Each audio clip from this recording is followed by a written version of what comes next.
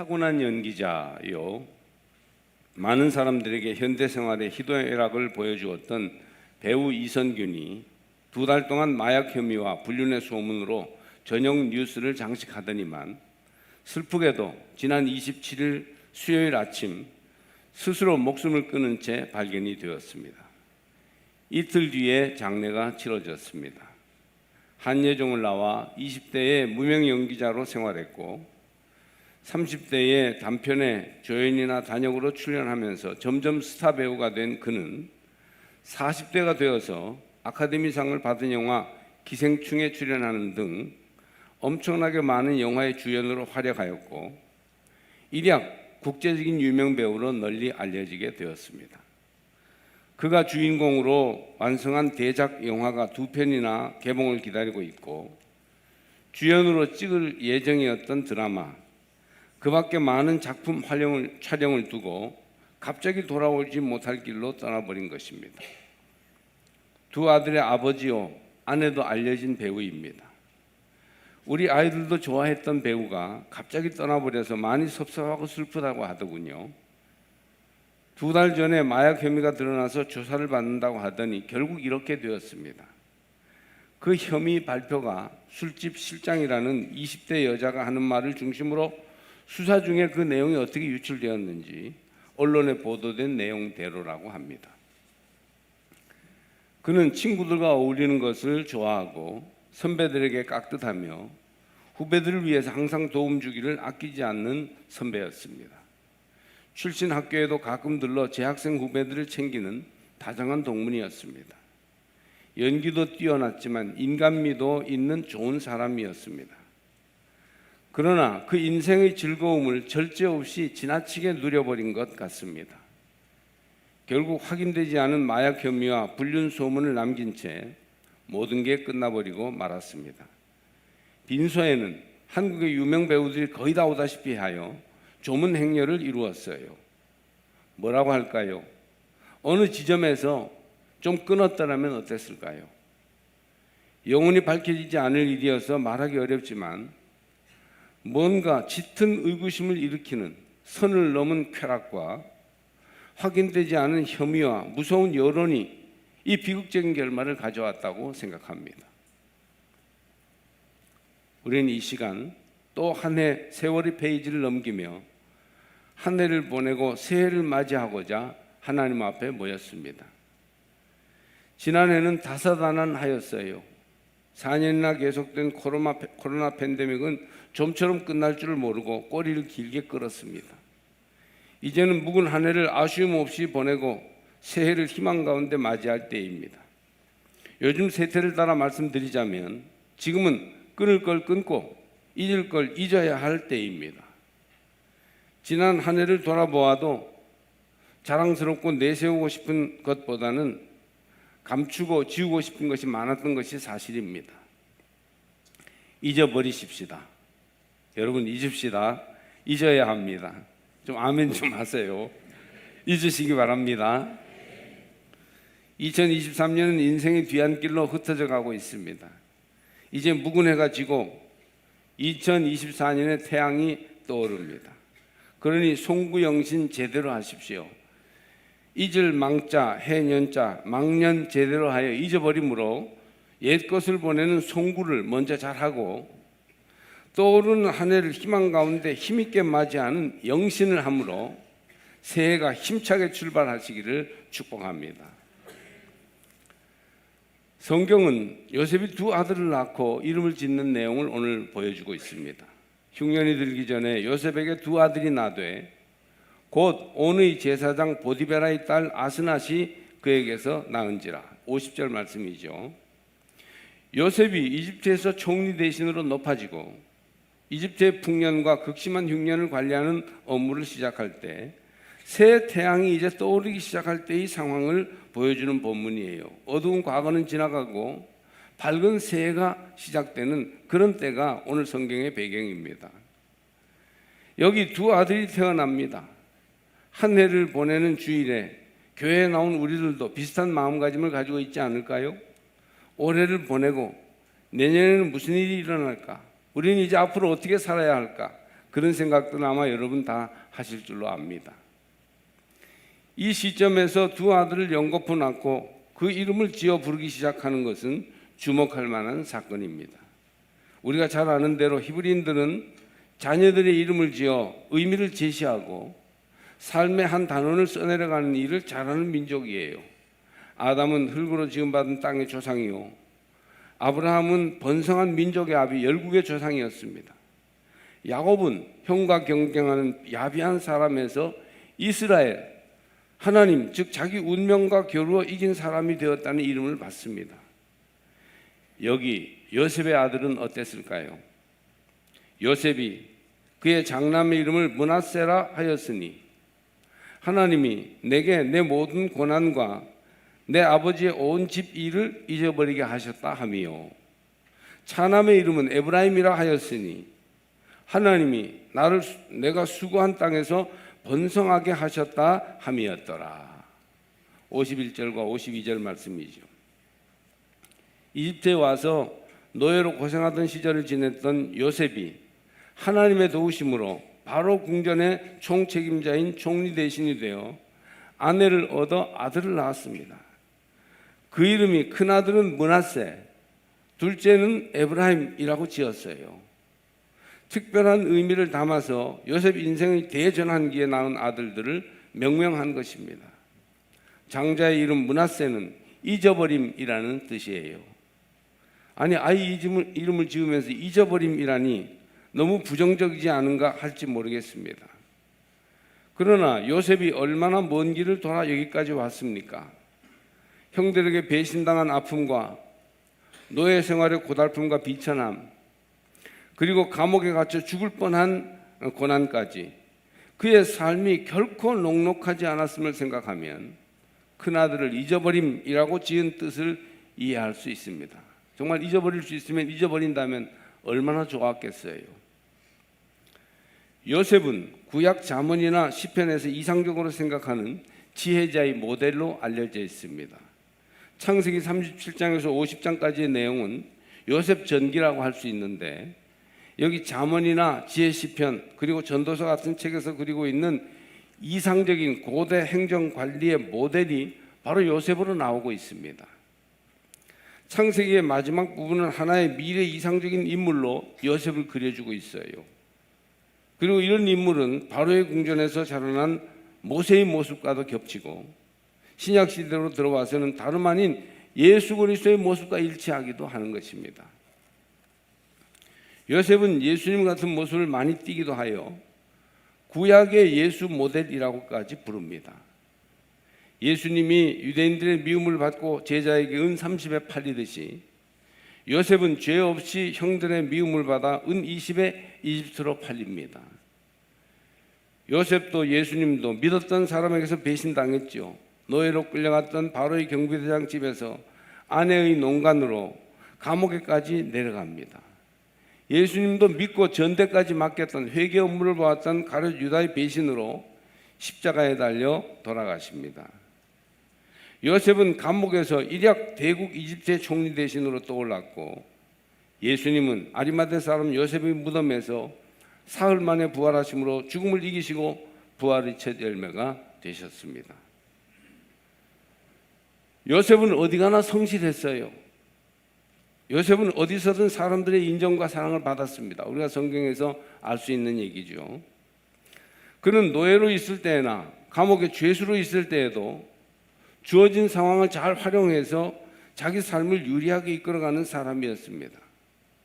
그는 먼지 속에서도 빛나는 인물이었고 구정물 속에서도 자기를 지킬 줄 아는 사람이었습니다. 그러나 그의 인생은 정말 오랫동안 풀리지 않았습니다. 형들에게서 버림을 받았어요. 그 배신은 그의 생각과 감정을 견딜 수 없이 힘들게 하였음이 틀림없습니다. 자기를 유혹한 주인 마나님의 손짓을 거절한 죄로 감옥에 끌려갔어요.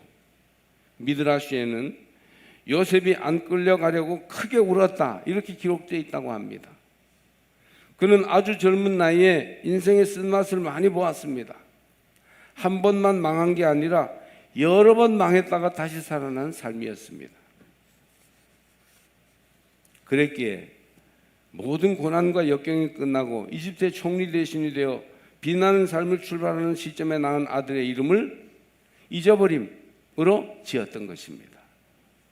생각날 때마다 죽고 싶은 비참한 경험, 다름 아닌 형제가 자기를 팔아넘긴 그 아픔,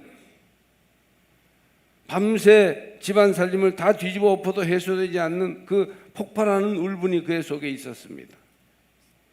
동생을 죽이려고 구덩이에 던져놓고 자기들끼리 음식을 먹으며 얘를 어떻게 할까 시시덕거리던 그 원수 같은 형들의 웃음소리를 어떻게 잊을 수가 있을까요? 고급 보석과 화장으로 치장하고 자기보다 높은 자리에 앉아 자기를 가지고 노는 장난감 취급을 하더니 그 유혹을 거절하고 바른 길로 가려는 자기를 오히려 모함하여 고대의 악명 높은 이집트의 감옥에 쳐넣은 보디발의 간사한 아내를 어찌 잊을 수 있겠어요? 만약 요셉이 그런 뼈아픈 일들을, 그 극심한 배신을 잊지 못하고 자기를 노예로 판 형들에게 원수를 갚고 경비대장 보디발과 그 마누라를 감옥에 쳐넣는데 몰두하는 삶을 살았더라면 그는 총리 대신은 그만두고 아마 정상적인 생활을 할 수 없었을 것입니다. 그의 과거는 그를 참을 수 없게 길길이 뛰게 만들어서 아마 이집트의 유명 깡패나 문제아가 되게 했을 것입니다.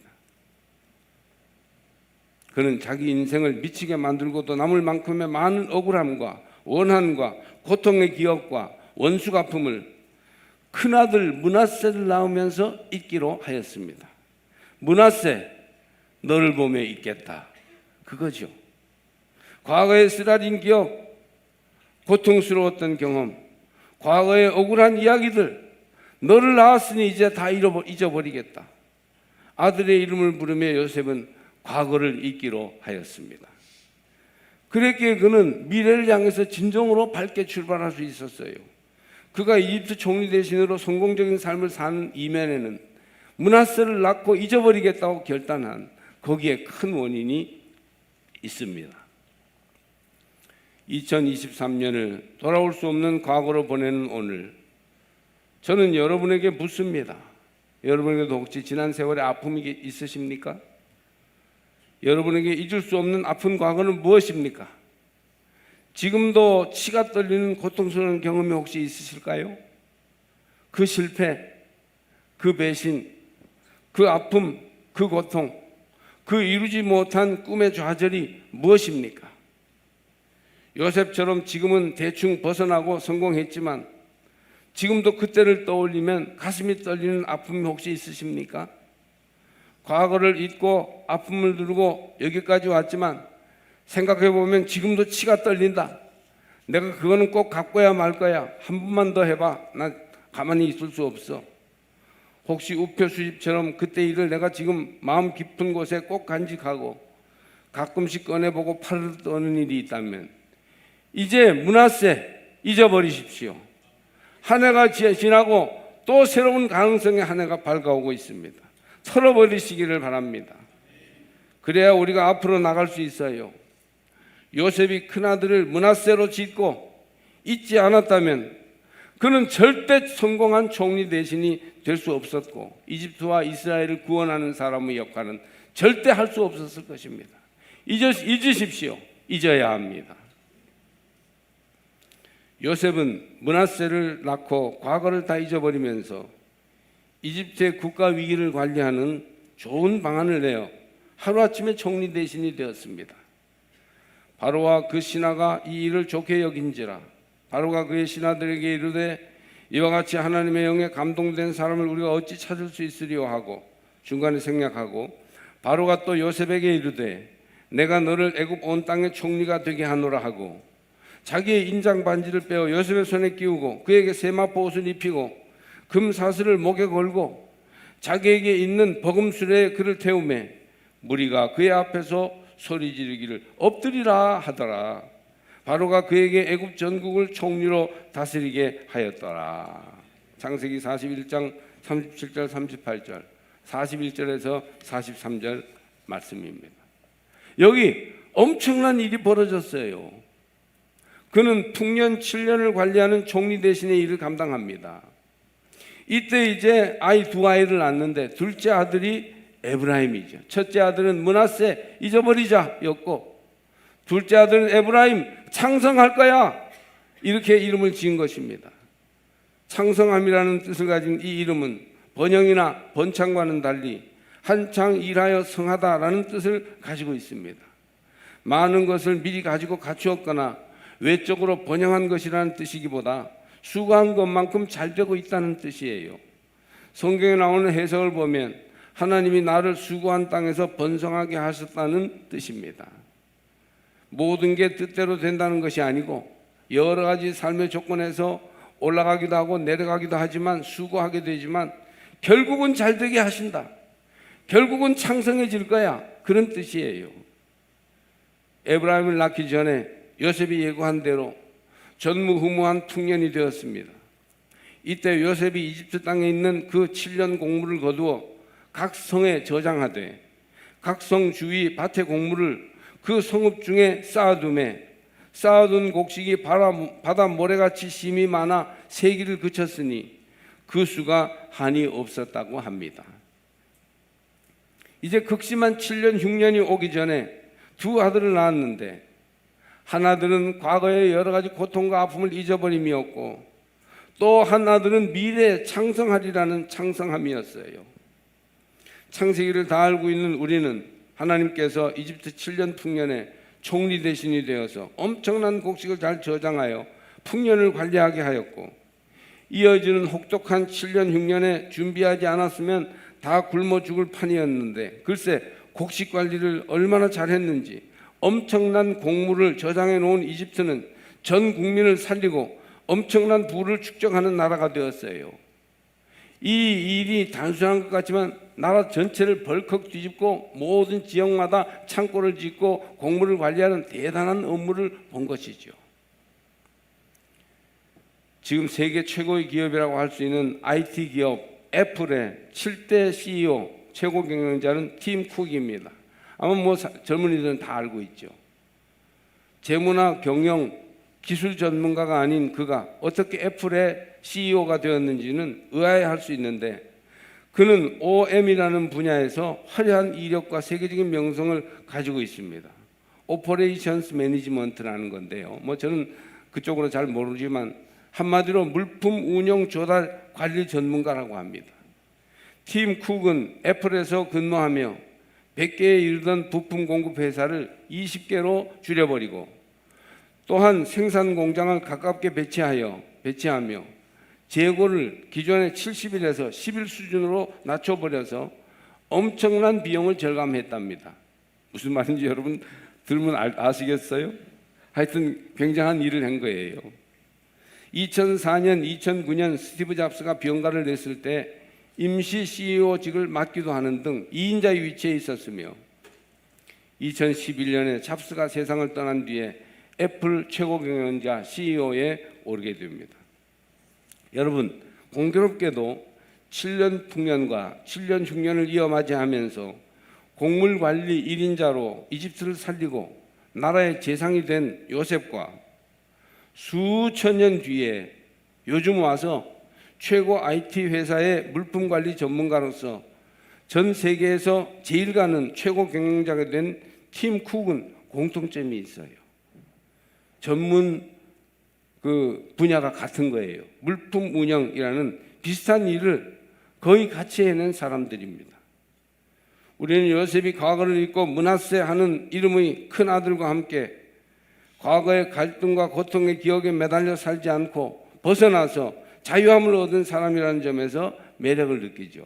그 과거의 원한과 상처에 매여 있었으면 재구실도 못하는 사람이었을 텐데 그것에서 자유함 얻고 므낫세 잊어버릴 거야 하고 탁 멋있게 나온 거 참 너무 매력적이지 않아요? 그러나 그와 함께 더 귀한 사실은 에브라임이라는 둘째 아들과 함께 미래의 나라와 가정의 창성함, 번성함을 누리게 하기 위해서 이집트 전체를 구원해내는 위대한 일을 해내는 지혜와 결단력을 가졌다는 점에 경외심을 느낍니다. 우리의 자녀들도 과거의 상처를 잊어버리고 므낫세 그리고 미래의 창성함으로 그들의 능력과 최선의 실력을 발휘해서 창성해가는 그런 자녀들이 되었으면 좋겠습니다. 또 우리의 2023년, 2024년이 그렇게 되기를 주의 이름으로 축복합니다. 여러분은 어떠십니까? 요셉이 두 아들을 낳고 이름을 짓는 과정에 우리를 향한 놀라운 메시지가 들어 있습니다. 므낫세와 에브라임. 우리는 과거의 억울함과 갈등, 고통을 잊음으로 털어버리고 새해를 맞이하고 있습니까? 가족 안에 얽힌 갈등과 문제가 있어요. 부부 사이나 가족 간의 믿음과 사랑이 깨어지거나 아물지 못한 상처를 가지고 있다면 한 해가 지나기 전에 서로 진지하게 이해하고 배려하여 므낫세하고 잊어버리시기를 바랍니다. 잊어버리지 않고는 앞으로 나갈 수 없어요. 자유함을 얻으셔야 합니다. 무거운 짐을 벗어 던지세요. 끊어버리시기를 바랍니다. 그래야만이 우리는 진정으로 새해를 맞이할 수 있습니다. 아직도 잊지 못하여 힘들어하는 가족이나 친구들에게 빌립보 3장의 말씀을 드립니다.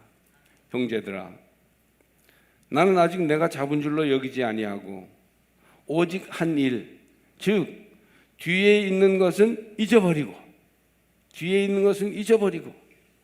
앞에 있는 것을 잡으려고 표대를 향하여 그리스도 예수 안에서 하나님이 위해서 부르신 부름의 상을 위하여 달려가노라. 빌립보서 3장 13절 14절 말씀이에요. 이 말씀을 드립니다. 앞에 있는 것을 잡으려고 달려가려면 먼저 뒤에 있는 것을 잊어버려야 해요. 므낫세 해야 에브라임 됩니다. 첫째 아들 낳고 둘째 아들 낳는 거예요.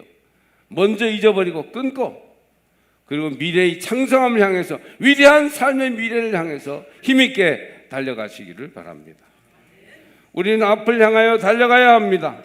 세월은 계속 우리 앞으로 다가오고 있어요. 현재는 금방 과거가 되어버리고 맙니다. 우리 앞에서는 예수 안에서 하나님이 주시는 인생의 행복과 상급이 기다리고 있습니다. 아직 우리 인생의 최고봉, 우리 삶의 클라이막스는 오지 않았어요. 이제 곧 이룰 것입니다. 에브라임의 창성함을 바라보십시오. 연세대 철학과 교수로 평생 살아오신 김영석 교수는 자신이 100세가 넘게 살다 보니 인생 6, 70의 퇴직, 인생 6, 70 되었을 때가 퇴직의 노년이 아니라 가장 인생을 수준 높고 밀도 있게 살만한 전성기라고 말하고 있습니다. 여러분 70, 80대신 여러분 노인이라고 퇴물이라고 절대 생각하지 마세요. 여러분은 인생의 또 한 번의 전성기를 보내고 있는 것입니다. 우리의 마음이 완전히 완숙에 이르고 익어져서, 그래서 얼마든지 가족들과 이웃을 위해서 아름다운 것을 흘려보낼 수 있는 나이가 바로 노년이라 이름하는 그때입니다. 우리에게는 에브라임의 인생 둘째 아들이 기다리고 있습니다. 이제 창성할 것입니다. 할렐루야. 2024년은 달려가는 한 해, 창성한 한 해, 모든 제약과 한계를 뛰어넘는 영광의 한 해가 되시라고 축복합니다. 영어로 1월을 제뉴얼이라고 불러요. 로마 신화에서 대문을 상징하는 신 야누스에서 유래한 이름이죠. 야누스는 한 해가 끝나고 다음 해로 들어가는 문인셈이에요. 뒤를 돌아보며 앞도 내다보는 두 개의 얼굴을 가진 그런 존재지요. 시작과 끝, 처음과 나중입니다. 지나온 날에 대한 아쉬움과 새롭게 시작되는 날에 대한 기대감이 교차합니다. 그런데 지난해의 끝이 잘 되어야 새해의 시작이 바로 됩니다. 큰아들이 므낫세이고 둘째 아들이 에브라임입니다. 요셉의 일생일대 놀라운 변화와 전기가 여기에서 마련되고 있습니다. 기독교 교리로 설명하자면 먼저 죄사함 받아야 나중에 예수와의 동행, 예수 닮는 성화가 이루어집니다. 죄사함에 대한 확신이 없는데 어떻게 하나님과 동행하는, 예수님 안에 거하는 삶이 열려질 수 있겠습니까? 여러분, 묵은 한 해를 잘 보내시기를 바랍니다. 잊으세요. 잘한 것도 있고 잊어버리고, 못한 것도 잊어버리고, 아쉬운 것도 잊으십시오. 옛 것을 잊으세요. 그래야만이 오는 새해를, 붉은 태양으로 밝아오는 새해를 바르게 맞이할 수 있습니다. 새 것을 맞이합시다. 옛 것을 보내고 새 것을 맞이합시다. 그리스도와 함께함으로 창성함으로 달려가시기 바랍니다. 다 뒤의 것을 잊어버리고 거룩함으로 달려가시기를 바랍니다. 우리 인격과 생활이 온전함으로 달려가는 성도들이 다 되시기를 주의 이름으로